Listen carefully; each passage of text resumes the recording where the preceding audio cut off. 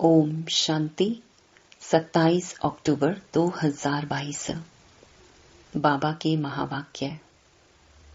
मीठे बच्चे, तुम्हें इस पतित दुनिया से अपना बुद्धि योग निकाल बेहद का सन्यासी बनना है। सन्यासी माना पूरे पवित्र और पक्के योगी। प्रश्न, कौन सी अवस्था आते ही माया के तूफान समाप्त हो जाते हैं?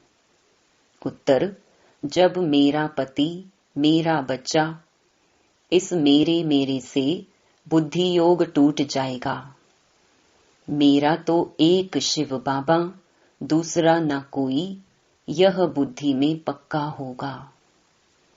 एक बाप से ही पूरा बुद्धि योग लगा होगा, तब माया के तूफान समाप्त हो जाएंगे। गीत। कौन आया मेरे मन के द्वारे। ओम शांति।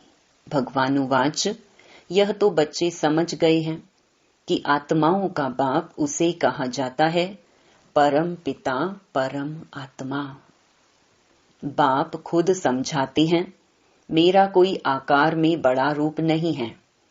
जैसे आत्मा के लिए कहते हैं स्टार है, भ्रकुटी के बीच में रहती है, वैसे मैं भी परम आत्मा हूँ, उसकी महिमा बड़ी है। ज्ञान सागर है, बाकी इतना बड़ा चित्र जैसे नहीं है। इतना बड़ा होता तो इस शरीर में घुस नहीं सकता। यह तो शिवलिंग की पूजा करते हैं तो बड़ा बनाते हैं। अंगूठे सदृश्य कहते हैं। आत्मा माना आत्मा, सिर्फ उनको परम कहते हैं जो परम धाम में रहते हैं। तुम जानते हो इस समय है डेविल वर्ल्ड, आसुरी संप्रदाय। सतयुग में इस भारत पर देवताओं का राज्य था, अब तो आसुरी राज्य है। देखो क्या क्या खा जाते हैं। मांस, मदिरा, यह राक्षसी आहार हैं, इस बात को भी नहीं समझते हैं। स्कूल में भी कोई के अच्छे ख्यालात, कोई के रजोगुणी, कोई के तमोगुणी होते हैं। जो दूसरों को समझा नहीं सकते उनको बुद्धू कहेंगे। ब्रह्मा कुमार कुमारियों में भी नंबरवार महारथी, घोड़े सवार, प्यादे बहुत हैं जो अच्छी रीति समझा नहीं सकते हैं। ज्ञान पूरा ना होने कारण डिससर्विस करते हैं। जितना जिसमें ज्ञान है उतना समझाएंगे। नंबरवार तो हैं, कहाँ भूले भी करते हैं। बच्चों को नशा होना चाहिए कि हम तो देवता बन रहे हैं। बाप खुद कहते हैं, मैं पतितों की दुनिया में आता हूँ। सतयुग में यही नारायण था, अब फिर इनके तन में आया हूँ, इनको ही नर से नारायण बनाता हूँ। नंबर 1 पूज्य भी यह था, अब नंबर 1 पुजारी भी यह बना है। फिर इनका ही ऑलराउंड पार्ट है। यह मेरा मुकर्रर तन है, यह चेंज नहीं हो सकता। ऐसे नहीं कब दूसरे को चांस दूं, यह ड्रामा बना बनाया है, इसमें चेंज नहीं हो सकती। बाबा कहते हैं, मैं आता हूँ पतितों की दुनिया में, परंतु कोई को पतित कहो तो बिगड़ पड़ेंगे। परंतु जब भगवानुवाच है सब आसुरी संप्रदाय हैं तो मानना पड़ेगा। भगवान माना भगवान निराकार, न ब्रह्मा, न विष्णु, न शंकर, न कृष्ण।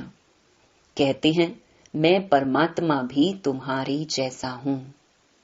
भगवानुवाच, मैं तुमको राजयोग सिखाने आया हूँ। योग की कितनी महिमा है। बहुत योग आश्रम खुले हैं, उसमें हठ योग आदि सिखलाते हैं, परंतु तुम योग बल से सारे विश्व को स्वर्ग बनाते हो, विश्व को परिवर्तन करते हो। सारी दुनिया तो योग में नहीं रहती। योग की कितनी महिमा है, जिससे खास भारत स्वर्ग बनता है, परंतु कोई को पता नहीं तो इसको स्वर्ग किसने बनाया है। जरूर ऐसा कोई स्वर्ग बनाने वाला होगा। बाप कहते हैं, मैं ही आकर देवता बनने का कर्म सिखलाता हूँ। यह तो बड़ा सहज है। वह बहुत यज्ञ करते हैं। यहाँ तुम कोई यज्ञ हवन करते हो क्या? धूप भी खुशबू के लिए जलाते, बाकी यहाँ कर्म कांड की कोई बात नहीं। तो बाप अपना परिचय देते हैं कि मैं आत्मा हूँ जैसे तुम हो, परंतु मैं पुनर्जन्म नहीं लेता हूँ। जन्म लेता हूँ परंतु मरण में नहीं आता। मेरी जयंती मनाते हैं। मैं इस तन में पढ़ाने के लिए आता जाता रहता हूँ, तो इसको मृत्यु नहीं कहेंगे। मैं आता हूँ देवता बनाने। अब जो आकर पढ़ेंगे भी वही जिन्होंने कल्प पहले पढ़ा होगा।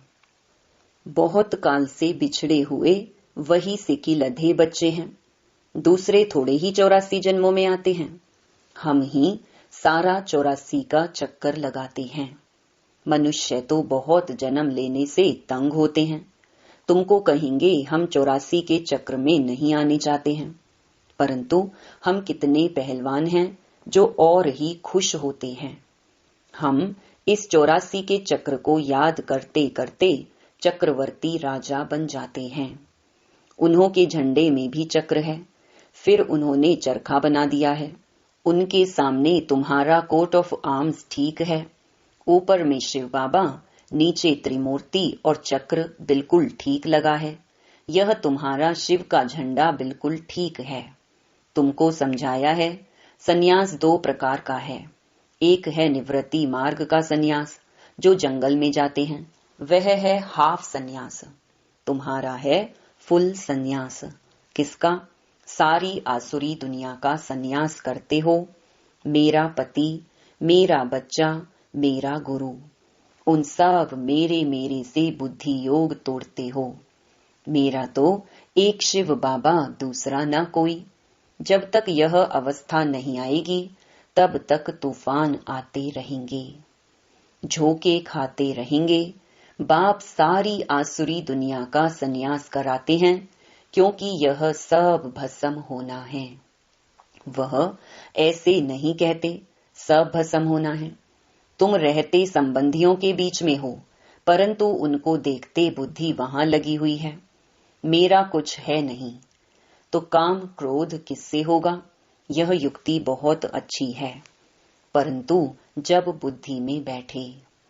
इसको राजयोग कहा जाता है। तुम योग लगाते हो, राजाई लेते हो, वह है हठ योग। यह गुहिया पॉइंट्स हैं। योगी तो दुनिया में बहुत हैं, परंतु बाबा कहते हैं एक का भी मेरे से योग नहीं है। मेरे बदले मेरे निवास स्थान ब्रह्म तत्व से योग है। जैसे भारतवासी अपने निवास स्थान हिंदुस्तान को अपना धर्म समझ बैठे हैं, वैसे वह भी अपने को ब्रह्म का बच्चा समझते हैं। बच्चे भी नहीं कहते, बच्चा कहें तो फिर वर्षा चाहिए। वह तो कहते कि तत्व में लीन होंगे। बाबा को तो अनुभव है, बहुत सन्यासियों गुरुओं से अनुभव किया। अर्जुन को भी दिखाते हैं, बहुत गुरु थे। तुम सब अर्जुन हो। इस समय सारी दुनिया पर रावण का राज्य है। सारी दुनिया लंका है। एक सिलोन का बेट द्वीप लंका नहीं, वह हद की लंका है, परंतु बेहद की लंका तो सारी दुनिया है। अब सारी दुनिया पर रावण का राज्य है। राम के राज्य में इतने मनुष्य नहीं थे। जब राम राज्य है तो रावण राज्य नहीं। कहाँ चला जाता है? नीचे पाताल में चला जाता है। फिर रावण राज्य आता है तो राम राज्य नीचे चला जाता है। यह ड्रामा है ना। जब चक्कर फिरता है तब सतयुग ऊपर आ जाता है, द्वापर कलयुग नीचे चला जाएगा, तो सतयुग त्रेता नीचे से ऊपर आ जाएगा। है चक्र की बात। उन्होंने ऐसे लिख दिया है, बाकी कोई सागर में नहीं चला जाता है, वश सागर से निकल नहीं आता है। बाप समझाते हैं यह बड़ी गुहिया समझने की बातें हैं। इसमें पवित्रता है फर्स्ट और योग पक्का चाहिए। इसको कहा जाता है कंप्लीट संन्यास। इस दुनिया से बुद्धि योग खलास। यह बातें तुम्हारे में भी कोई समझते होंगे। सब समझें तो ज्ञान गंगा बन जाए, छोटी नदी बने, कैनाल्स बने, अच्छा टुबका बन घर में सुनाए, तो भी समझें कि कुछ समझा है। परंतु घर में भी नहीं बता सकते। बाप कहते हैं कि कैसा भी गरीब हो, परंतु घर में गीता पाठशाला खोल सकते हैं। भल एक ही कमरा हो, उसमें खाते पीते सोते हो। अच्छा काम उतार सफाई कर, फिर यह क्लास लगाओ। 3 पैर पृथ्वी में इतनी बड़ी हॉस्पिटल खोल सकते हो। साहूकार की बातें छोड़ो, बाप तो गरीब निवाज है ना। साहूकार तो बोलते कि हमें तो यहाँ ही स्वर्ग है। तो बाबा कहते हैं, अच्छा तुम अपने स्वर्ग में ही खुश रहो, मैं तुमको क्यों दूं। दान भी गरीब को दिया जाता है। बड़ा आदमी तो यहाँ जमीन में बैठने से चमकेंगे। तो बाबा कहते हैं कि भल अपने महलों में रहो। मेरे पास तो गरीब आए जो अच्छी तरह पढ़े। अगर दूसरे को नहीं सुना सकते तो छोटा तालाब भी नहीं ठहरे। तुमको तो बड़ी नदी बनना है, मम्मा बाबा को फॉलो करना है, परंतु घर में भी नहीं सुना सकते तो चुल्लू पानी माना हथेली में पानी की तरह भी नहीं ठहरे। बाबा को तो मजा आएगा ज्ञान गंगाओं के सामने। कई बाबा के सम्मुख सुनते हैं तो खुश होते हैं, परंतु यहाँ से उठे सीढ़ी नीचे उतरे तो नशा भी उतरता जाता है। फिर घर पहुंचे तो फिर वही झरमुई झगमुई पर चिंतन चालू। बाबा तो चलन से समझ जाते हैं, आते हैं मिलने, कहते हैं मेरा पति मेरा बच्चा है। अरे तुमको पति कहाँ से आया? आती हो स्वर्ग में चलने, फिर भी मेरे मेरे में फंसी हो। अच्छा इतना डोज काफी है, देना इतना चाहिए जितना हजम कर सके। बाबा ने नटशैल में बताया है, योग से तुम स्वर्ग की स्थापना कर रहे हो, बाकी बादशाही के लिए नॉलेज चाहिए। 2 सब्जेक्ट हैं। बाबा भी योग में रहने का पुरुषार्थ करते हैं, तब कहते हैं ना बिसरो ना याद रहो। अच्छा मीठे मीठे सिकी लधे बच्चों प्रति माता पिता बाप दादा का याद प्यार और गुड मॉर्निंग। रूहानी बाप की रूहानी बच्चों को नमस्ते। धारणा के लिए मुख्य सार। पहला, इस पुरानी दुनिया का कंप्लीट संन्यास करना है। पवित्रता और योग की सब्जेक्ट में फर्स्ट नंबर लेना है। दूसरा, ज्ञान गंगा बन पतितों को पावन बनाने की सेवा करनी है। मम्मा बाबा को फॉलो कर बड़ी नदी बनो। वरदान, ब्राह्मण जीवन में कम खर्च बाला नशीन करने वाले अलौकिकता संपन्न भव। इस अलौकिक ब्राह्मण जीवन का विशेष स्लोगन है, कम खर्च बाला नशीन। खर्चा कम हो लेकिन प्राप्ति शानदार हो, अर्थात रिजल्ट अच्छे से अच्छी हो। अलौकिकता संपन्न जीवन तब कहेंगे जब बोल में कर्म में खर्च कम हो, कम समय में काम ज्यादा हो, कम बोल में स्पष्टीकरण ज्यादा हो, संकल्प कम हो लेकिन शक्तिशाली हो। इसको कहा जाता है कम खर्च बाला नशीन। जो सर्व खजाने कम खर्च करते हैं उनके भंडारे भरपूर हो जाते हैं। स्लोगन, बाप और सेवा से सच्चा प्यार है तो परिवार का प्यार स्वतः मिलता है।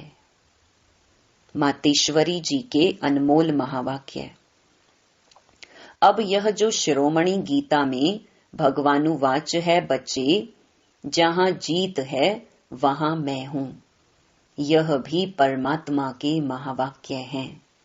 पहाड़ों में जो हिमालय पहाड़ है उसमें मैं हूं और सांपों में काली नाग मैं हूं, इसलिए पर्वत में ऊंचा पर्वत कैलाश पर्वत दिखाते हैं और सांपों में काली नाग। तो इससे सिद्ध है कि परमात्मा अगर सर्व सांपों में केवल काले नाग में है तो सर्व सांपों में उसका वास नहीं हुआ ना। अगर परमात्मा ऊंचे ते ऊंचे पहाड़ में है, गोया नीचे पहाड़ों में नहीं है, और फिर कहते हैं जहां जीत वहां मेरा जन्म, गोया हार में नहीं हूं। अब यह बातें सिद्ध करती हैं कि परमात्मा सर्वव्यापी नहीं है। एक तरफ ऐसे भी कहते हैं और दूसरे तरफ ऐसे भी कहते हैं कि परमात्मा अनेक रूप में आते हैं, जैसे परमात्मा को 24 अवतारों में दिखाया है। कहते हैं कच्छ मच्छ आदि सब रूप परमात्मा के हैं। अब यह है उन्हों का मिथ्या ज्ञान। ऐसे ही परमात्मा को सर्वत्र समझ बैठे हैं, जबकि इस समय कलयुग में सर्वत्र माया ही व्यापक है, तो फिर परमात्मा व्यापक कैसे ठहरा। गीता में भी कहते हैं कि मैं फिर माया में व्यापक नहीं हूं। इससे सिद्ध है कि परमात्मा सर्वत्र नहीं है।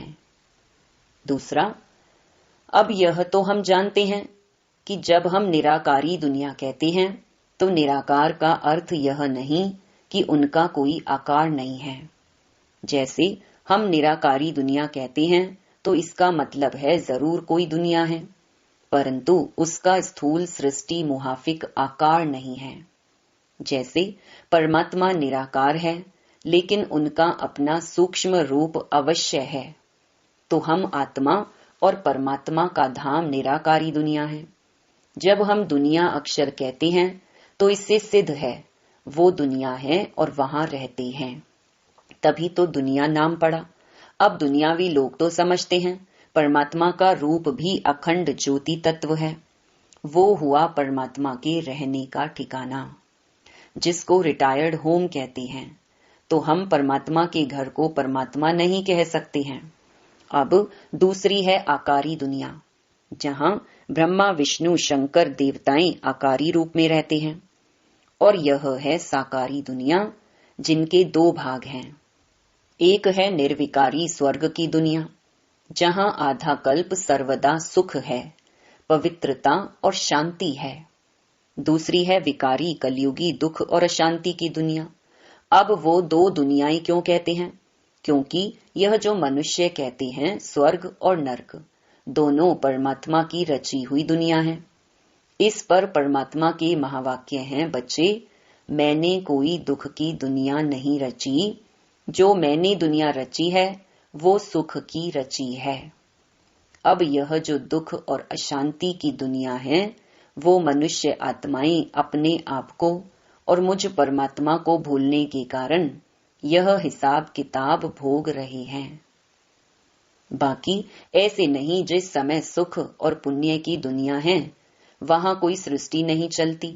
हाँ, अवश्य जब हम कहते हैं कि वहां देवताओं का निवास स्थान था तो वहां सब प्रवृत्ति चलती थी, परंतु इतना जरूर था वहां विकारी पैदाइश नहीं थी, जिस कारण इतना कर्म बंधन नहीं था। उस दुनिया को कर्म बंधन रहित स्वर्ग की दुनिया कहते हैं। तो एक है निराकारी दुनिया, दूसरी है आकारी दुनिया, तीसरी है साकारी दुनिया। अच्छा, ओम शांति।